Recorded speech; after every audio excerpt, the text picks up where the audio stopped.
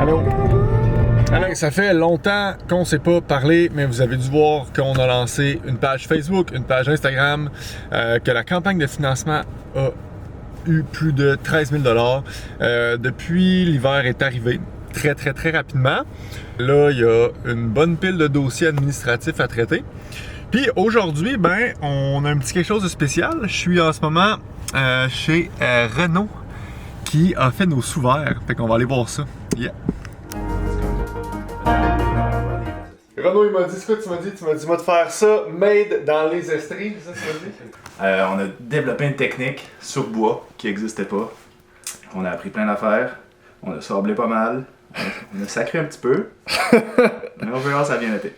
Oh yeah! Tu veux pas avoir à faire chacun, un par un, vernir un côté, sabler un côté. Fait que ça a été de faire des gros motons pour faire tout ça en une étape fluide, ce qui était pas vraiment le plan initial. Je pensais que ça allait être un peu plus artisanal, mais finalement c'est ça. Là, il a fallu faire une à la chaîne. Si vous avez des 5 à donner pour avoir un sous-verre, ben, ça aurait été assez facile d'avoir un processus fluide, mais là c'est devenu de la production là. Donc voici comment qu'on fait des sous-verres. Tu prends un petit bout de bois coupé en arc-en-ciel. Tu le mets sur la table, tu fais des points au travers de la sprocket. Après ça, zoom, tu fais des petits trous zoom sur les points que tu viens maintenant renfoncer d'une vis, histoire de faire tenir le sprocket après ton bout de bois.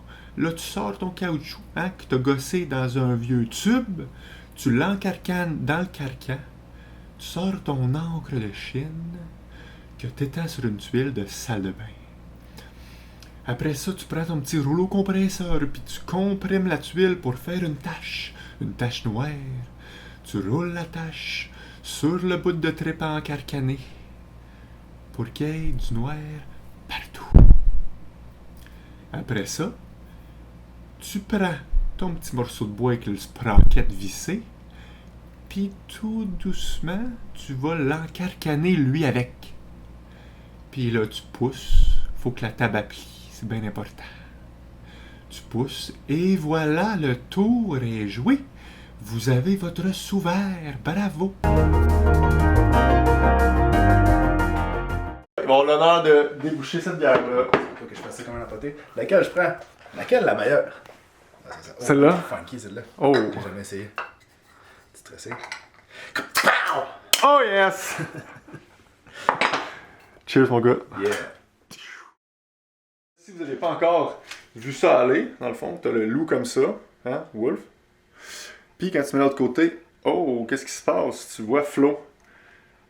Tu vois-tu là? De même? De même? Yeah! Pire erreur que t'as faite, Renaud? Ok. Fait que quand je suis en train de vernir, parce qu'il y a un vernis sur toutes les couches pour protéger de la bière et l'eau, trentaine, une à côté de l'autre, tout mis en serre. Puis là, je roulais un côté comme ça, je roulais tout. Mais quand j'étais rendu à faire les faces comme ça, fait que j'ai mis un petit peu de colle chaude en arrière, puis je les ai toutes positionnées partout. C'est qu'il y en avait, toute la table était remplie de sous-verres. Puis ça a bien été, ça a fait le travail fonctionnel, sauf quand j'ai voulu les enlever, je me suis rendu compte que la colle était beaucoup plus forte que je pensais. Fait que j'ai passé une demi-journée juste à gratter la colle en arrière des trucs pour pouvoir faire l'autre bord. Oh non! Fait que j'avais 2 spots de colle, fait que là on mettait de l'alcool un peu, frottait, grattait, ressablait pour pouvoir passer à la table.